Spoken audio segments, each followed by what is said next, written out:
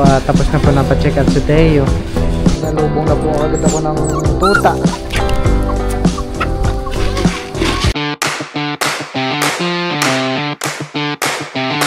Hi guys, welcome po ulit sa akin channel. Ngayon po ay nandito po kami ni Milot sa bayan. Ayun pa, papacheck up po namin si Teo. Milot po tsaka si Teo ay nauna na po doon kila doktora. Ngayon po dito kala Milot ay maulan.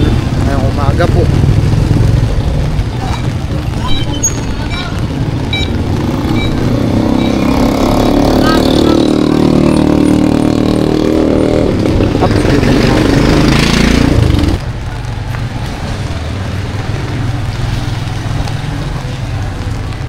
Mag-whistle ka, Teo.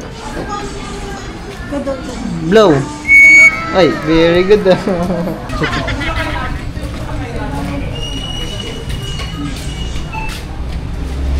Si Teo pa ay di po muna namin niliguan ni Milot.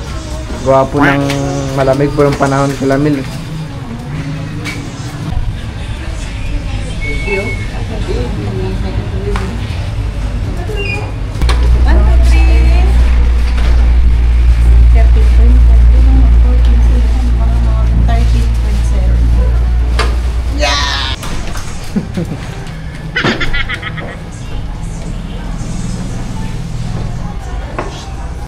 May loves, nag-chat pala sa akin ng mama. Ay ibili daw natin ng mama ng karne ng kalabaw. Pang beef stick daw. Maaga pa naman ngayon han marami pa namang karneng kalabaw.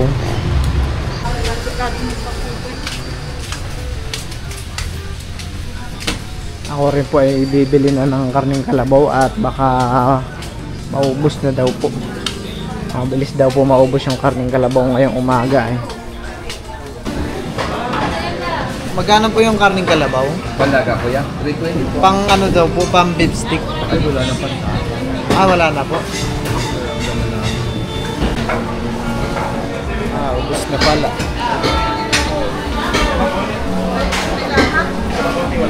Karneng kalabaw po. May pang beef stick daw po. Wala na. Pang nalaga. Ano po ang karneng kalabaw?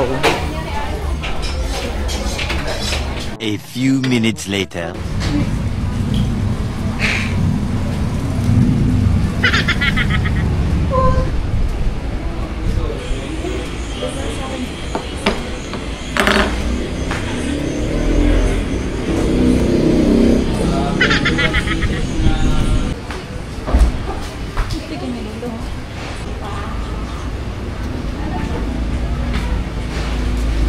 At si Teo na po ang pinapacheck up sa loob.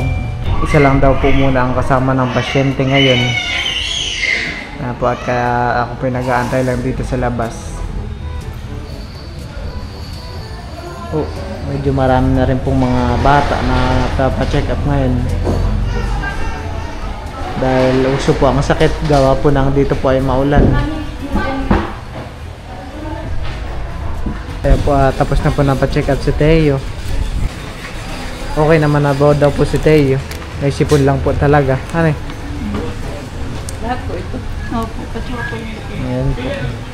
May pinaganti. Dulan o tempra? Ay, parehas. Dari po ay pauwi na. Ayan po, pauwi na po kami ni Teo. Dito Amin ata yung bayo, hindi kaya yun. At kami po ay pauwi na rin po. May bibiling ka pa, may labs?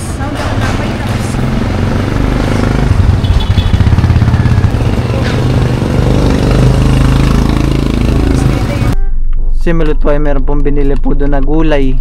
Siya din po ay pabalik na rin kaagad at kami po ay pauwi na rin. Ano Teo, nagutom po ikaw? Ha? Nagutom po si Teo. Kaya po at kami po ay dumaan lang po muna dito sa Corselco at kami po ay nagbayad po ng kuryente. Kami po ay dumaan na po muna dito sa bilihan ng mga gulay. At kami dadagdagan po ni Milot yung sitaw niya. Magkano po dito sa sitaw? Po? 180 po ang kilo.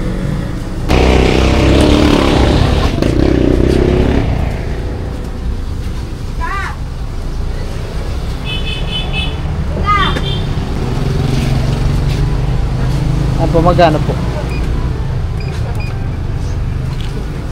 50 po. Ngayon po ay nandito ako ngayon sa fish pond. Ako po muna ay mamumulot ng pilaway. Pilaway. Parang naanahan na yata ako ah. Marami na yata namulot ah. Kada meron pong mga dadaan dito eh. Ito rin dun po ang pakay. Mamulot din po ng mga pilaway. Meron po ako isang nakita. Ito naman na po yung nababad na sa tubig. Parang ito rin ay pwede pa. Saan?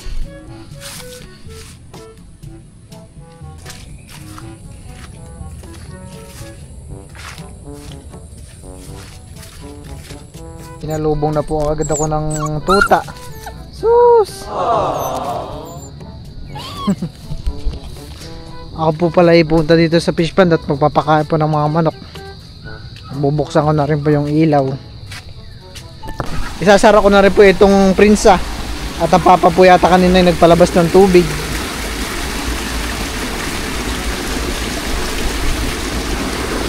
Ganyan po kalakas yung tubig ng paglabas. Nagbawas lang po ng kaunti yung papa ng tubig sa loob. Sinasara din po ito pagka okay na.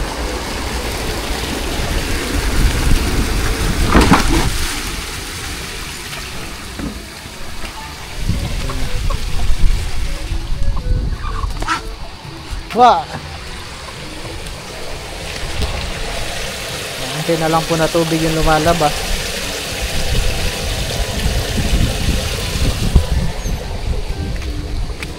Ito na po sila papakainin. Kain. Kain.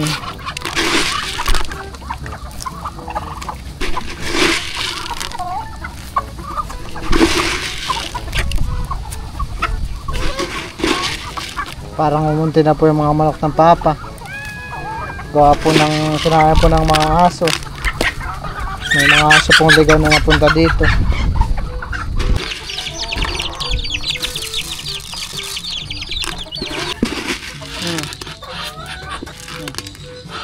Ito kakain. Yung mga tuta naman po dito ay libang na libang. At magkakasama po silang magkakapatid.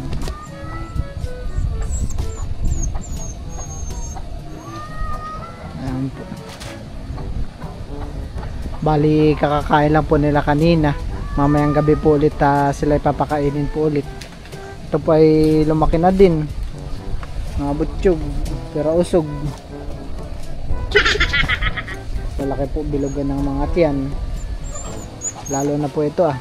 Ito po yata ang pinakamalaki ah.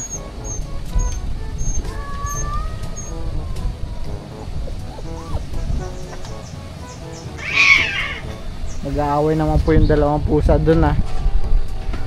Hindi sila magkasundo. Kanina pa po sila dyan mga 5 minuto na sila dyan na nakagaganyan.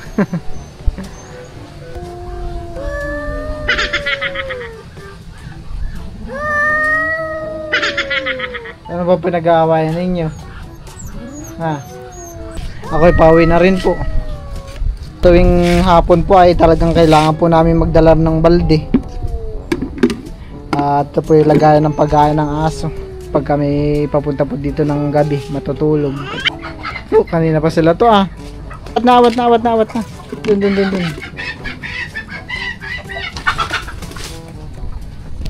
Ako po ay nalibang na paglalakad pa labas. Yung tatlo naman po ay sumunod. Doon na. Halika na, halina kayo dito. Aba, paano kaya ito pauwiin? Mga tatlong to ah. Sunod na sunod, ako'y pauwi na.